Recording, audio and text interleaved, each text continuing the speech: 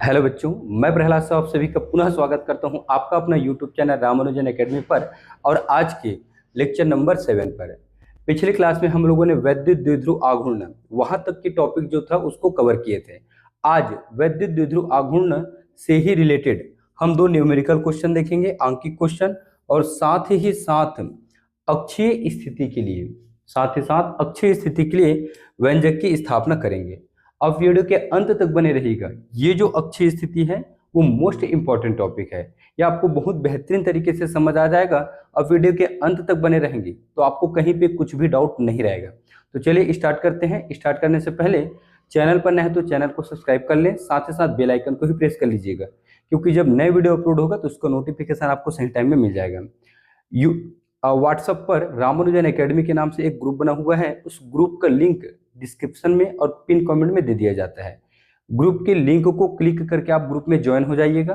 Group में भी video की जानकारी दे दी जाती है, साथ ही साथ वीडियो की जो लेक्चर का पीडीएफ है वो भी वहां पे भेज दिया जाता है। तो चलिए स्टार्ट करते हैं। वैद्युत द्विध्रुव से अंकित प्रश्न। सबसे पहले आपको मालूम होना चाहिए, पिछला वीडियो आप नहीं देखे तो पिछला वीडियो आपको देखना जरूरी है। ये मैं हर वीडियो में कहता हूं कि पिछला वीडियो देखें तभी आप आगे की वीडियो जाकर देखें। पिछले वीडियो जहां तक कवर हुआ रहता है वहां तक आपको नोट्स बनाना अनिवार्य है। नोट्स बनाएंगे तभी आप अच्छे से पढ़ाई कर पाएंगे। तो हम लोगों ने पढ़ा था वैद्युत द्विध्रुव आघूर्ण। तो वैद्युत द्विध्रुव आघूर्ण क्या होता है?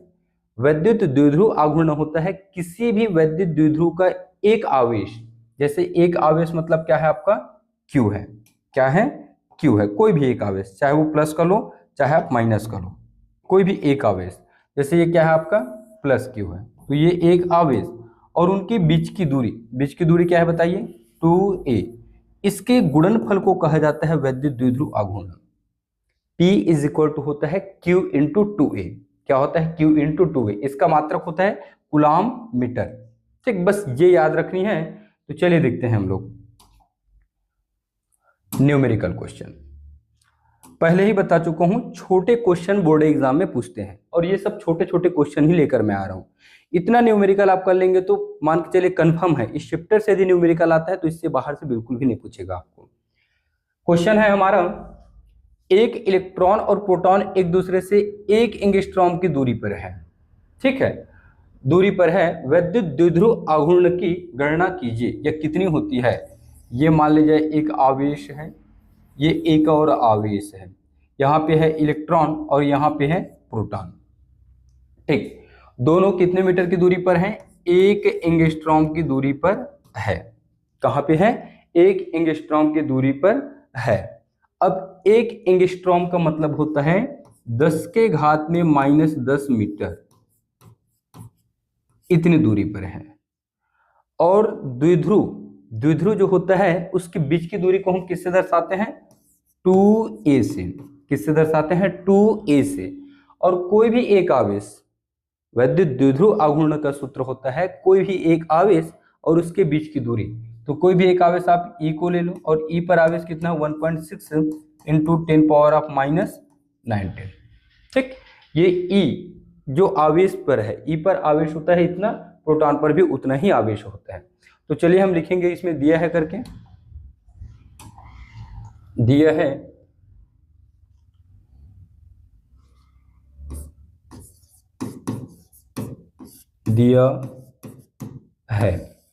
क्या दिया है? इलेक्ट्रॉन पर आवेश, दूरी कितना है? 2a। देखो 2a क्या होती है? दो आवेशों के बीच की दूरी को हम 2a कहते हैं वैद्युत द्विध्रुव आघूर्ण में। तो 2a का वैल्यू आपको एक साथ मिलेगा, आपको 1 एंगस्ट्रॉम। 1 एंगस्ट्रॉम पढ़ते हैं ना इसको। और 1 एंगस्ट्रॉम का मतलब होता है 1 गुणा 10 के घात में -10 मीटर। 10 के घात में -10 मीटर। इलेक्ट्रॉन पर आवेश, जो इलेक्ट्रॉन पर आवेश है उसी को हम Q भी बोल सकते हैं। तो ये 1.6 इंटू 10⁻⁻19 होता है। ठीक, 1.6 इंटू 10⁻⁻19 कूलम। अब सूत्र हमारे पास क्या होता है बताइए? सूत्र होता है P is equal to Q into 2a का। तो Q का वैल्यू बताइए? 1.6, 10 के घात में -19 और 2a का सीधा सीधा मान आप रखेंगे कितना, 1 गुणा 10 के घात में माइनस का 10। हल कर लो, इस एक को लिखने की जरूरत नहीं है, 1.6 तो आपका रहेगा ही, 10 के घात -19 और 10 के घात -10, ये क्या होता है बताइए, दोनों माइनस हैं तो दोनों आपस में जुड़ेगा, तो -19 और -10 हो जाएगा 10 के घात में माइनस का 29। ठीक, तो ये आया आपका आंसर। ये यहाँ पे वैद्युत द्विध्रुव आघूर्ण P, इसका मात्रक होता है कूलाम मीटर, यहाँ आप लिख सकते हैं मात्रक कूलाम मीटर, कूलाम मीटर। ठीक, चलिए अब सेकंड नंबर का देखते हैं।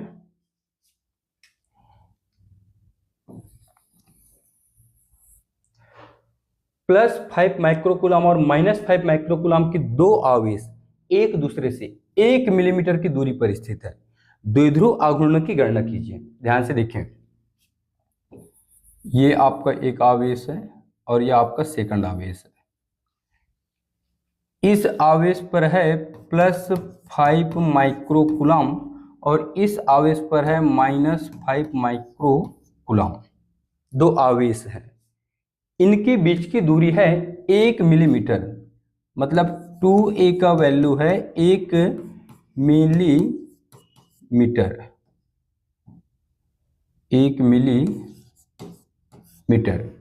अब ध्यान से देखना, 1000 मिलीमीटर का मतलब होता है, 1000 मिलीमीटर का मतलब कितना होता है बताइए मुझे, 1000 मिलीमीटर का मतलब होता है 1 मीटर, कितना होता है 1 मीटर, 1000 मिलीमीटर का मतलब होता है आपका 1 मीटर, तो 1000 का मतलब क्या है यहाँ पे 3 जीरो, तो हम इसको लिख सकते हैं 10 के घात में लिख सकते हैं 3 और ये होगा 1 मीटर, ये 10 के घात 3 उधर जाएगा तो यहाँ पे कुछ नहीं, मतलब 1 बचेगा और इधर बचेगा मिलीमीटर, 1 मिलीमीटर उधर जाके क्या हो जाएगा, ये 10 के घात में माइनस का 3 और ये होगा मीटर, मतलब 1 मिलीमीटर के बराबर होता है 10 के घात -3 मीटर। ठीक, ये वैल्यू हम वहां पे पुट करेंगे। तो चलिए देख, सबसे पहले नोट करते हैं इसको, दिया है करके, दिया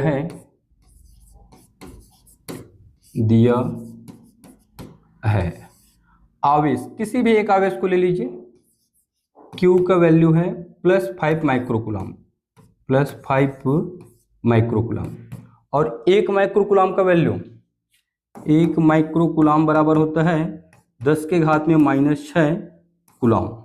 ठीक, तो माइक्रोकूलम को वहां से हटाएंगे तो ये हो जाएगा 5 गुणा 10 के घात में -6 कूलम। दूरी कितना दिया है, 2a का वैल्यू 1 मिलीमीटर, और 1 मिलीमीटर का मतलब ऐसे समझो, 1000 मिलीमीटर मतलब होता है 1 मीटर, 1000 को हम लिख सकते हैं 10 के घात में 3 का मीटर, 10 के घात 3 उधर जाएगा तो बटे में जाएगा, बटे से फिर ऊपर आएगा तो वो माइनस हो जाएगा, तो 10 के घात में -3 मीटर लगाएंगे आप मिलीमीटर को हटाकर, तो 1 गुणा 10 के घात में -3 मीटर, ये रख देंगे। अब सूत्र लगाइए और मान को रखिए, फिर आंसर आ जाएगा आपका।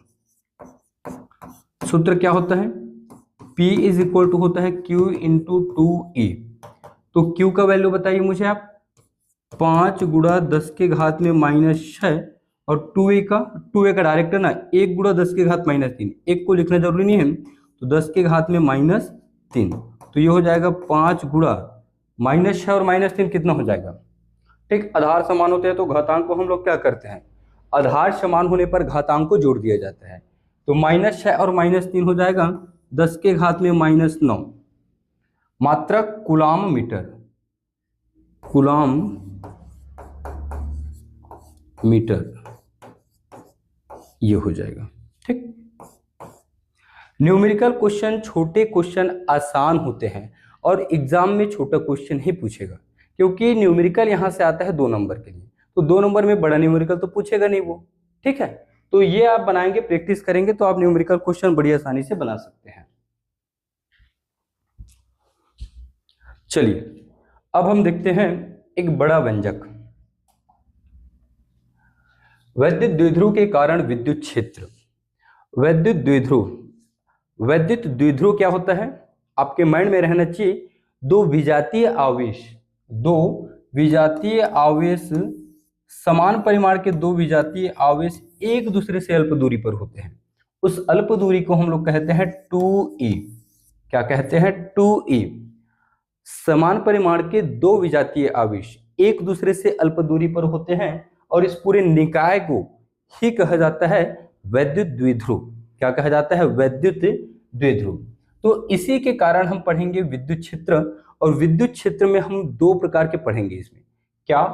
एक पढ़ेंगे अनुदैर्ध्य स्थिति, या फिर इसे हम अक्षीय स्थिति कहते हैं। सेकंड पढ़ेंगे हम लोग निरक्षीय स्थिति। क्या पढ़ेंगे? निरक्षीय स्थिति। तो अक्षीय स्थिति को बड़ी डिटेल से समझेंगे। ये वीडियो आप देख लिए तो मान के चलो आपको ये हमेशा के लिए बना पाएंगे आप इसको, ठीक है। और अक्षीय स्थिति इसी चैप्टर में नहीं, ये चुंबक में भी मिलेगा और वहां पे भी सेम टू सेम बनेगा। तो चलिए स्टार्ट करते हैं। ये डायग्राम मैं आपको फिर से बता रहा हूँ, ठीक। उसके बाद आपको डेफिनेशन बताऊंगा, डायग्राम से ही स्टार्ट करूंगा मैं। तो सबसे पहले हम क्या करते हैं, एक वैद्युत द्विध्रुव लेते हैं। वैद्युत द्विध्रुव यहाँ पे लेता हूं मैं एक वैद्युत द्विध्रुव, ठीक। नाम देता हूं इसका मैं ए और ये बी। ध्यान से देखें, ये डायग्राम आप आसानी से बना पाएंगे। ए और बी क्या है? आपका एक वैद्युत द्विध्रुव है। क्या है? वैद्युत द्विध्रुव। ए पर रखा हुआ है प्लस क्यू आवेश और बी पर रखा हुआ है माइनस क्यू आवेश, ठीक। ए बी एक वैद्युत द्विध्रुव है जो प्लस क्यू और माइनस क्यू आवेशों से मिलकर बना हुआ है। इनके बीच की दूरी होती है 2a, जिसे हम लोग प्रभावी लंबाई या प्रभावकारी लंबाई कहते हैं। क्या कहते हैं? प्रभावी लंबाई या प्रभावकारी लंबाई कहते हैं 2a को। इसके मध्य बिंदु पर एक बिंदु O है। क्या है? मध्य बिंदु पर एक बिंदु O है। अब हमको अक्षीय स्थिति की गणना करनी है, मतलब उसके अक्ष पर विद्युत क्षेत्र की तीव्रता ज्ञात करनी है। तो यहां से मैं देखूं तो ये अक्ष है, तो हम इसी अक्ष को बढ़ाते हुए हम थोड़ा आगे बढ़ेंगे। तो इस अक्ष को बढ़ाते हुए मैं आगे बढ़ूंगा, तो आगे एक पॉइंट लूंगा मैं जिसका नाम दूंगा P। मध्य बिंदु O से अक्ष में ही बढ़ाते हुए R दूरी पर एक बिंदु P लेते हैं और इसकी दूरी को हम दे सकते हैं R। क्या देंगे? R। ये हो जाएगा, बोलो। मध्य बिंदु O से स्मॉल r दूरी पर एक बिंदु P है और उसी बिंदु P पर हमें विद्युत क्षेत्र की तीव्रता ज्ञात करनी है। क्या ज्ञात करनी है? विद्युत क्षेत्र की तीव्रता हमें ज्ञात करनी है। यह डायग्राम आपका होता है कंप्लीट। अब फिर से समझो, A और B के बीच की दूरी है 2a, तो ये हाफ कितना होगा? क्योंकि O मध्य में है, मध्य की बात होती है तो जो बीच की दूरी होती है वो बराबर भागों में बढ़ जाता है। टोटल दूरी यदि 2a है तो B और O के बीच की दूरी हो जाएगा a, O और A के बीच की दूरी हो जाएगा a। क्या हो जाएगा? a। अब ध्यान से सुनना, प्लस Q और माइनस Q दोनों आवेशों के कारण हमें बिंदु E पर विद्युत क्षेत्र की तीव्रता ज्ञात करना है, बिंदु P पर। तो यहाँ पे यदि हम एक परीक्षण आवेश Q0 या प्लस Q आवेश की कल्पना करें, प्लस Q आवेश की कल्पना करें, तब आप बताइए मुझे, प्लस Q और ये प्लस Q एक दूसरे को क्या करेंगे? प्रतिकर्षित करेंगे। तो जबकि ये तो वास्तव में है लेकिन इसकी हमने कल्पना किया है। तो ये जो प्लस Q है, इस प्लस Q आवेश पर एक प्रतिकर्षण बल लगाएगा। क्या लगाएगा? एक प्रतिकर्षण बल लगाएगा। प्रतिकर्षण बल किधर लगाएगा? वो ये जो प्लस है इस प्लस को प्रतिकर्षण लगाएगा, मतलब इधर जाएगा। तो प्लस Q आवेश के कारण प्रतिकर्षण बल लगेगा, तो यहाँ पे विद्युत क्षेत्र की तीव्रता हो जाएगा E1। ठीक है, क्या हो जाएगा? E1। अब माइनस Q को देखो, माइनस Q इस प्लस Q को अपनी ओर आकर्षित करेगा। तो ये जो माइनस Q है वो प्लस Q को अपनी ओर आकर्षित करता है, मतलब इसको ऐसे लेकर आता है। तो यहाँ पे विद्युत क्षेत्र की तीव्रता होगा E2। क्या हो जाएगा? E2। तो प्लस Q आवेश के कारण विद्युत क्षेत्र की तीव्रता हो जाएगा आपका E1 और माइनस Q आवेश के कारण हो जाएगा E2। ठीक, यही डायग्राम यहाँ पे बना हुआ है। आप अच्छे से समझ गए। तो ए बी एक वैद्युत द्विध्रुव है जो प्लस Q और माइनस Q आवेशों से मिलकर बना है, जिनके बीच की दूरी 2a है, प्रभावी लंबाई 2 है। ठीक है। मध्य बिंदु O से R दूरी पर एक बिंदु P है जहां विद्युत क्षेत्र की तीव्रता हमें ज्ञात करनी है। प्लस Q आवेश के कारण हम इस Q पर प्रतिकर्षण बल का अनुभव करेंगे तो वो होगा विद्युत क्षेत्र E1, और माइनस Q आवेश जो इस प्लस को अपनी ओर ऐसे लाएगा तो यहाँ पे विद्युत क्षेत्र हो जाएगा E2। क्या हो जाएगा? E2। चलिए व्यंजक स्टार्ट करते हैं। परिभाषा देखो, परिभाषा बहुत आसान है। यह है आपका वैद्युत द्विध्रुव। क्या है? वैद्युत द्विध्रुव। वैद्युत द्विध्रुव के बढ़ाए गए अक्ष पर, इस अक्ष को हमने बढ़ाया है, वैद्युत द्विध्रुव के बढ़ाए गए अक्ष पर कोई बिंदु स्थित है, उस बिंदु को ही द्विध्रुव के सापेक्ष अक्षीय स्थिति में कहा जाता है। यह आपका परिभाषा है। वैद्युत द्विध्रुव के बढ़ाए गए अक्ष पर कोई बिंदु स्थित है जहां विद्युत क्षेत्र की तीव्रता ज्ञात करनी है, उसे द्विध्रुव के सापेक्ष अक्षीय स्थिति में कहा जाता है। वर्णन की बात करें तो वर्णन का मतलब होता है जो डायग्राम होती है उसी के बारे में बताना, कि डायग्राम में हम Q को, A को, E1 को, इन सबको क्या बोल रहे हैं उसके बारे में बताना होता है। यही व्यंजक में थोड़ा सा हिंदी लिखना पड़ता है। तो देखो, माना AB एक वैद्युत द्विध्रुव है, A और B, जो प्लस Q और माइनस Q आवेशों से मिलकर बना है, जिसकी प्रभावी लंबाई कितनी है? 2a है। आपको पहले बताया प्रभावी लंबाई कहते हैं या प्रभावकारी भी। प्रभावी लंबाई 2a तथा मध्य बिंदु O से R दूरी पर एक बिंदु P है जहां विद्युत क्षेत्र की तीव्रता ज्ञात करनी है। ठीक है, चलिए व्यंजक की स्थापना करें। ठीक, ये डायग्राम मैं रहने देता हूं। हमको बिंदु P पर चाहिए विद्युत क्षेत्र की तीव्रता, और किसके किसके कारण से निकलेगा वो? प्लस Q और माइनस Q। तो सबसे पहले हम माइनस Q आवेश के कारण निकालते हैं। माइनस Q आवेश के कारण बिंदु P पर विद्युत क्षेत्र की तीव्रता, माइनस प्लस है, सॉरी, वो प्लस Q आवेश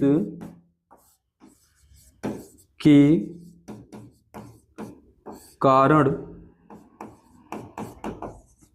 बिंदु P पर विद्युत क्षेत्र, विद्युत क्षेत्र प्लस Q आवेश के कारण, ये प्लस इसको प्रतिकर्षित करेगा तो क्या आया है? E1। तो ये हो जाएगा E1। विद्युत क्षेत्र का सूत्र बताओ आप मुझे।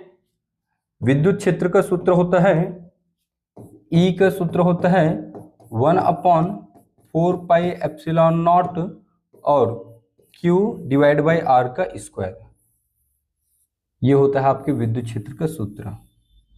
ठीक है, तो लिखेंगे हम लोग यहाँ पे 1/4πε0 और Q, नीचे लिखेंगे R का स्क्वायर। R जो होती है वो दोनों आवेशों के बीच की दूरी होती है। तो प्लस Q आवेश के कारण इसमें निकलेगा, तो इसके बीच की दूरी आप बताओगे? इसके बीच की दूरी क्या है हमको नहीं पता, तो हम इसको लिखेंगे A और P। क्या लिखेंगे? A और P। तो यहाँ पे हो जाएगा AP का स्क्वायर। ठीक, अब साथ ही साथ आप एक काम करेंगे, इसकी दिशा भी बताएंगे। तो देखो दिशा क्या होती है, हम विद्युत क्षेत्र रेखा यदि समझे हैं तो हमको दिशा मालूम है। विद्युत क्षेत्र रेखा क्या होती है? प्लस से निकलती है और माइनस की ओर जाती है। ठीक है, लेकिन हम इसके कारण से देखेंगे इसके लिए, तो ध्यान से देखना, यहां से प्लस है तो यहां से विद्युत क्षेत्र रेखा कुछ ऐसे निकलेगा, इसको मत देखिए ना आप अभी। तो यहां से निकलेगा A से P की ओर जाएगा। हम P पर याद कर रहे हैं A के कारण, तो A से P की ओर जाएगा दिशा, A से P की ओर, A से P की ओर, तो AP के अनुदिश ऐसे लिखेंगे हम लोग, AP की अनुदिश मतलब AP की दिशा में। ठीक है, अब AP का मान हमें ज्ञात करना है, तो यहां लिखेंगे किंतु AP बराबर, देखिए AP बराबर क्या हो जाएगा, ध्यान से देखें आप। टोटल आप इसको समझिए, ये आपका O है और ये P है, OP है। क्या है? OP है। अब OP से हमको O से A के बीच की दूरी मालूम है, O से A के बीच की दूरी हमको मालूम है, कितना है वो? A है। कितना है? A है। तो इतनी बड़ी यदि कोई डंडी है या फिर कोई रेखा है, उसको हम आधा से ऐसे काट दें, मतलब ये टोटल कितना है आपका? OP है। कितना है? OP है। OP से मैं इसको काट दूंगा, OP से मैं इसको काट दूंगा। OP की दूरी कितनी है? R। कितनी है? R। R से मैं A को हटा दूंगा। ये दूरी कितनी है? ये दूरी आपका कितना है? ये A है। तो R से मैं A को हटा दूंगा, A को हटा दूंगा मतलब इतना दूर मैं इतना को काट दूंगा, तो क्या बचेगा? ये बच जाएगा आपका A और ये आपका है P। तो कहने का मतलब है AP का जो वैल्यू है वो R में से A को हम हटाएंगे तो वो आ जाएगा। R का मतलब O से P के बीच की दूरी को हमने R कहा है, तो ये है आपका OP को हमने कहा है R। अब हमको काटना किसको है? O और A को, तो OP minus OA, OP minus OA अर्थात OP का वैल्यू R, OA का वैल्यू E। तो AP का वैल्यू मिल गया आपको R माइनस A, और इस मान को आप यहां रखेंगे मतलब AP की जगह। ठीक है, तो डायरेक्ट मैं मान रख रहा हूं न्यू स्लाइड लेकर। ये डायग्राम चलिए रहने देते हैं। तो ये हो जाएगा E1 is equal to 1/4πε0 Q upon R minus A का स्क्वायर। ठीक, इसको हम देंगे इक्वेशन फर्स्ट, समीकरण 1। ठीक है, यहां पे देखो AP का वैल्यू R माइनस A, तो AP की जगह हम लोग रखेंगे R माइनस A। अब ये तो निकला आपका प्लस क्यू आवेश के कारण, ये प्लस क्यू आवेश के कारण, प्लस क्यू आवेश के कारण, प्लस क्यू आवेश के कारण हमने निकाला बिंदु P पर। ठीक, एक बार मैं फास्ट डायग्राम बना लेता हूं। ये है आपका माइनस, ये है B और ये है आपका A। ये मध्य बिंदु O है, ये दूरी आपका स्मॉल a है, यहाँ से R दूरी पर बिंदु P है। Q के कारण विद्युत क्षेत्र E1 और इसके लिए विद्युत क्षेत्र हो जाएगा आपका E2। पिछला आप समझे तो ये कोई दिक्कत नहीं जाएगा। ठीक है, अब माइनस Q आवेश के कारण बिंदु P पर विद्युत क्षेत्र,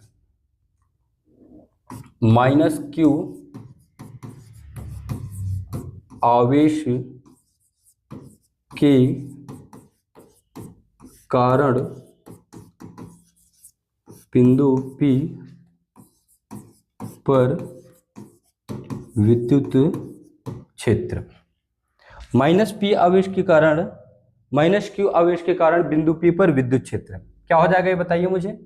ये हो जाएगा E2। क्या लिया हम लोगों ने उसके लिए? E2। जो माइनस Q है वो प्लस Q, यहां पे हमने प्लस Q आवेश की कल्पना किया था, तो माइनस Q इसको आकर्षित करेगा अर्थात हो जाएगा आपका E2। और सूत्र होता है 1/4πε0 और Q डिवाइड बाई R का स्क्वायर, दोनों आवेशों के बीच की दूरी। तो ये माइनस Q और ये प्लस Q, इनके बीच की दूरी टोटल आपका पे क्या होगा? B से P, BP का स्क्वायर।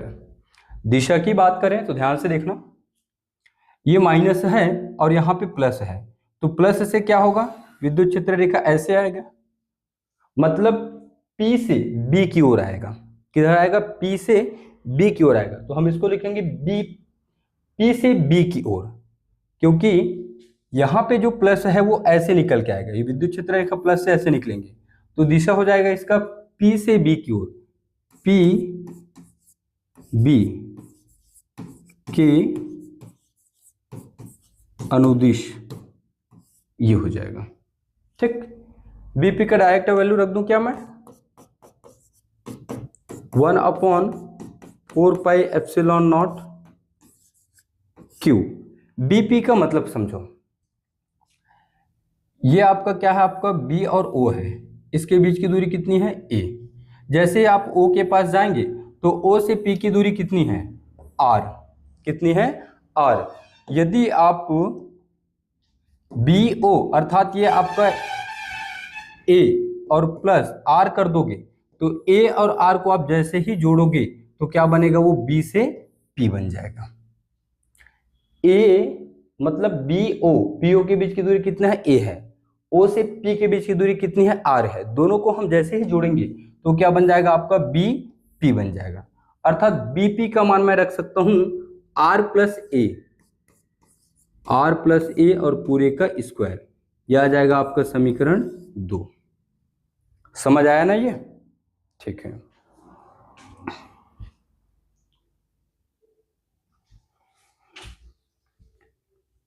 चलिए अब ध्यान से देखें, हमने बिंदु P पर प्लस Q और माइनस Q दोनों आवेशों के कारण विद्युत क्षेत्र निकाल लिया है, लेकिन हमको पता है कि सिर्फ P पर चाहिए, तो हम परिणामी निकालेंगे कि दोनों के बीच का परिणामी क्या है, दोनों के बीच का निकालेंगे।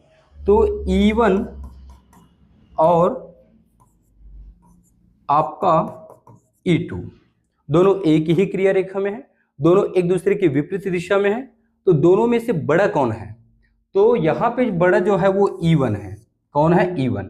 वो कैसे बड़ा है मैं आपको समझा रहा हूं। देखो E1 का वैल्यू हमने क्या निकाला है, 1/4 पाई एप्सिलॉन नॉट और Q बटे R माइनस ए का स्क्वायर। इसी प्रकार E2 का वैल्यू हम लोगों ने क्या निकाला, 1/4 पाई एप्सिलॉन नॉट और Q बटे R प्लस ए का स्क्वायर। अब इन दोनों में बड़ा कौन है? तो ध्यान से देखो, 1/4 pi epsilon not, 1/4 pi epsilon Q, ये सब तो सेम है, ये सब तो आपका सेम है।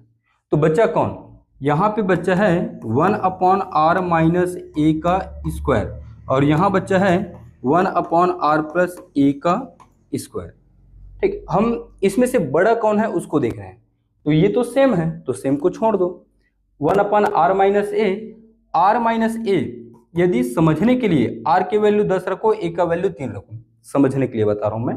तो 10 में 3, 1/10 माइनस 3 पूरे का स्क्वायर, तो 1/7 का स्क्वायर मतलब 1/49। यहाँ पे R का वैल्यू क्या रखना है आपको, 10 और ए का वैल्यू 3, वही है ना।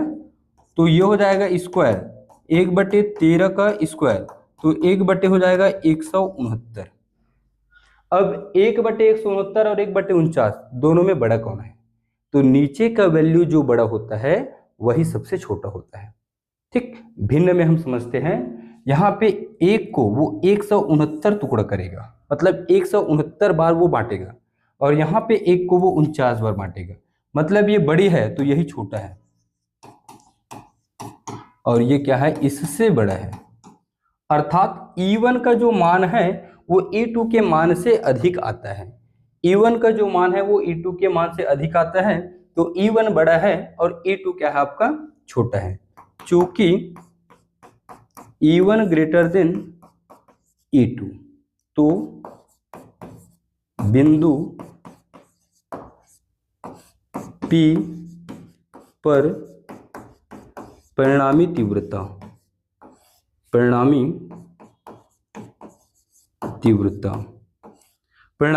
क्या है, E। बड़ा कौन है, E1, छोटा कौन है, E2। E1 में से हम क्या करेंगे, E2 को माइनस करेंगे, क्योंकि बड़े से ही छोटे को घटाया जाता है। E1 और E2 का मान समीकरण 1 और 2 से रखेंगे। ठीक, समीकरण 1 से आप E1 का मान बताओ मुझे, 1/4 pi epsilon naught Q R minus a का स्क्वायर माइनस E2 का वैल्यू बताओ, 1/4 pi epsilon naught Q R plus a पूरे का स्क्वायर। ठीक है, इसको हमें क्या करना है, हल करना है। ये समझ आया? स्क्रीनशॉट ले लीजिएगा, इसको मैं कर रहा हूं साफ।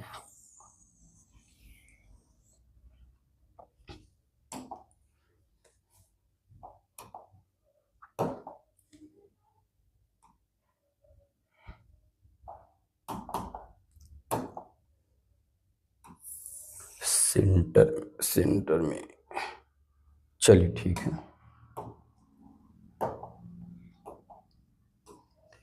अब देखिए हमको क्या करना पड़ेगा, Q इसके पास भी है, इनके पास भी है, 4 pi epsilon not 4 pi epsilon not दोनों के पास है, तो दोनों से हम Q/4 पाई एप्सिलॉन नॉट क्या करेंगे, कॉमन निकालेंगे। ये डायग्राम मैं मिटा देता हूं, इस डायग्राम का भी जरूरत नहीं है हमें। चलिए ये हो जाएगा आपका E is equal to Q upon 4πε0। अंदर बचेगा यहाँ 1 और r minus a, 1 upon r minus a का स्क्वायर और 1 अपॉन r प्लस ए का स्क्वायर। ठीक, अब यहाँ पे हम भिन्न को समझेंगे। इसके हर माइनस में है, इसके हर प्लस में है। जब हर अलग अलग होते हैं तो वो तिर्यक गुण हो जाते हैं। मतलब कुछ ऐसे हो जाएगा Q अपॉन 4πε0, इनका एक के साथ तिर्यक गुणा तो r प्लस ए पूरे का square minus r minus a का उधर तिर्यक गुणा तो हो जाएगा r माइनस ए पूरे का स्क्वायर। मतलब इनका इधर गुणा होता है और इनका इधर गुणा होता है। ठीक, जब हर अलग अलग होते हैं तब नीचे भी आपस में गुणा होते हैं। नीचे है आपका r माइनस ए का स्क्वायर और ये r प्लस ए का स्क्वायर। ठीक, तो इसको आप हल करेंगे तो Q अपॉन 4πε0। ठीक, r प्लस ए, यहाँ पे हम एक फार्मूला जानते हैं क्या, a प्लस बी पूरे का स्क्वायर, ये होता है a का square plus 2ab plus b का स्क्वायर। यही माइनस में होता है a माइनस बी के लिए, a का square minus 2ab plus b का स्क्वायर। एक और होता है, ऊपर लिख दो, a माइनस बी और a प्लस बी, ये होता है a का स्क्वायर माइनस b का स्क्वायर। ठीक है, ये तीनों फार्मूला यहाँ पे यूज होंगे। r प्लस ए, r प्लस ए का मतलब हो जाएगा a प्लस बी, यहाँ पे इसी को a बोलेंगे और a को b बोलेंगे। तो r प्लस ए का मतलब हो जाएगा r का square plus 2r a plus b मतलब a का स्क्वायर। ये फार्मूला लग गया। यहाँ पे है माइनस तो ये माइनस a माइनस बी तो ये होगा r का square 2r a plus r का स्क्वायर। ठीक, r प्लस a यहाँ तक के लिए है और r माइनस जो है वो यहाँ तक के लिए है। दोनों के बीच में माइनस था तो माइनस ब्रैकेट में आ रहा था, इस वजह से उसको ब्रैकेट में लिखा, सामने माइनस था इस वजह से। नीचे आप कुछ समय के लिए इस स्क्वायर को और इस स्क्वायर को छोड़ो तो r minus a into r plus a minus b into a plus b, a square minus b square होता है। तो ऊपर के इस स्क्वायर को यदि हम छोड़ें तो ये हो जाएगा r का स्क्वायर माइनस ए का स्क्वायर, और जो स्क्वायर छोड़ा था उसको हम यहाँ लगा देंगे। ठीक, एक बार और ब्रैकेट लगा लेते हैं। ये बोलो, यहाँ तक अच्छे से समझ आया? आया होगा। ठीक, चलिए आगे देखते हैं। ये हो जाएगा Q अपॉन 4πε0, ब्रैकेट ओपन करना है, r का स्क्वायर 2ra प्लस a का स्क्वायर माइनस r का स्क्वायर 2ra माइनस r का स्क्वायर। माइनस अंदर जाएगा तो प्लस माइनस बनेगा, माइनस प्लस बनेगा, प्लस फिर माइनस बनेगा। और नीचे है आपका r का स्क्वायर माइनस a का स्क्वायर और पूरे के ऊपर में फिर से स्क्वायर। यहाँ ऐसे गुणों का चिन्ह लगा देता हूँ।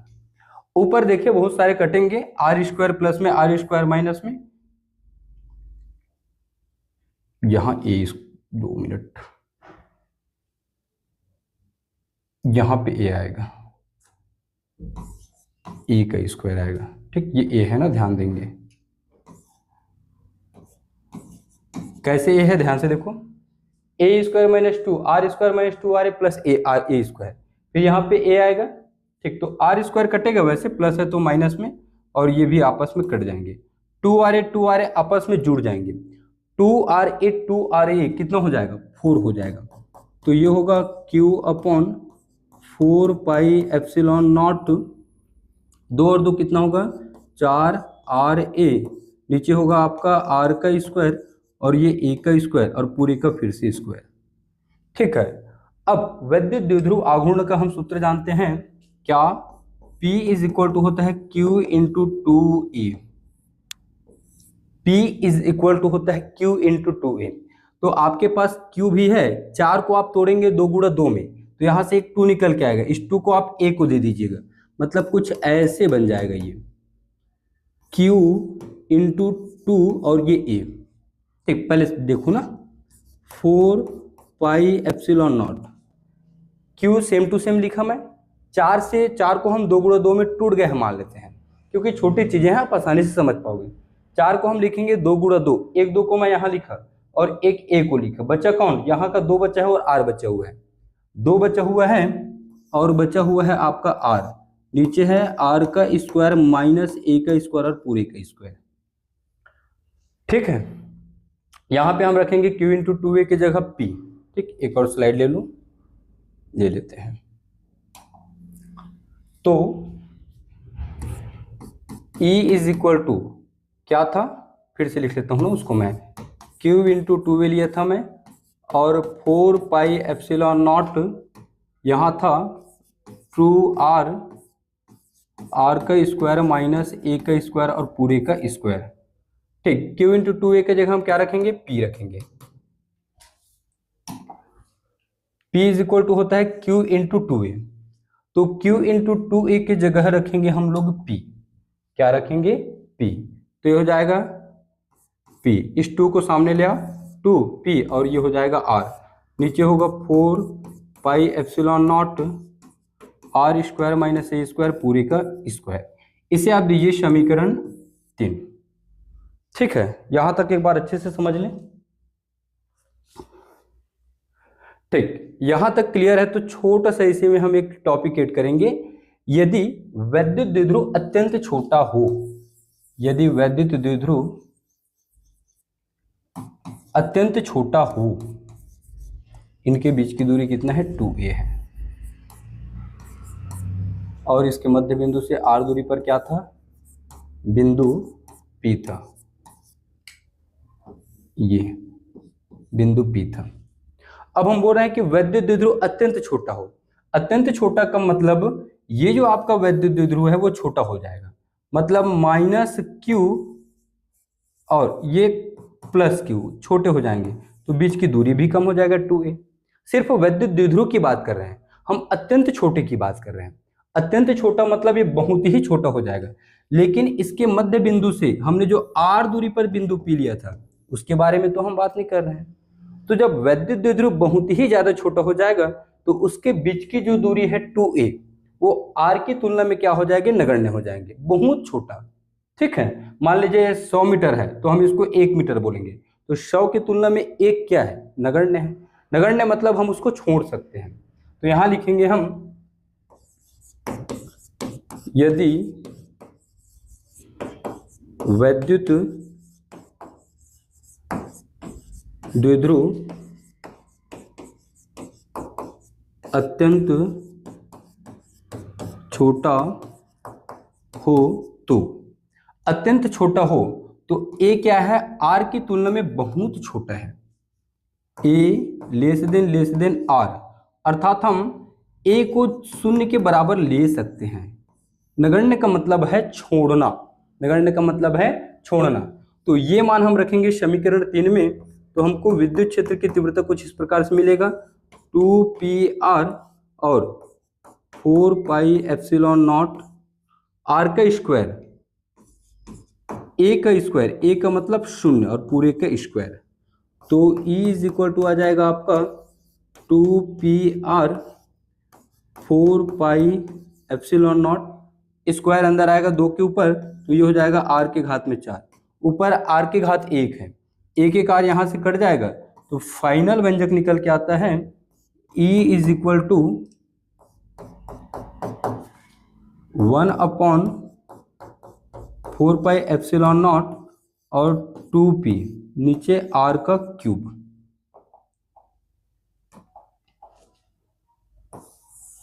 ये फाइनल व्यंजक निकल के आता है अक्षीय स्थिति के लिए। किसके लिए? अक्षीय स्थिति के लिए। ठीक, E is equal to 1/4 pi epsilon naught 2p बटे r का क्यूब, यही अक्षीय स्थिति का अभिष्ट व्यंजक है। ठीक, बाकी चीजें आप नहीं लिखेंगे, ये सिर्फ चीजें जो मैं बताया था वो आपको समझाने के लिए बताता हूं। व्यंजक आप क्लियर बनाएंगे, सेम टू सेम जैसे यहाँ पे बनाया गया वैसे ही बनाएंगे। इसमें से ये फार्मूला आपको लिखना पड़ेगा, इसमें से ये डायग्राम आप नहीं बनाएंगे, ये डायग्राम आप नहीं बनाएंगे, इसको आप मिटा सकते हैं।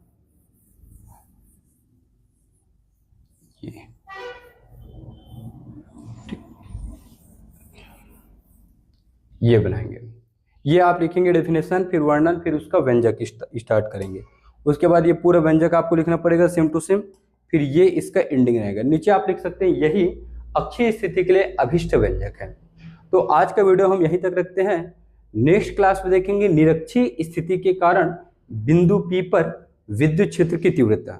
तो आज का वीडियो आपको अच्छा लगा है तो वीडियो को लाइक करिए, अपने फ्रेंड लोगों को शेयर भी कर दीजिए। मिलते हैं नेक्स्ट क्लास में, तब तक के लिए जय हिंद, वंदे मातरम।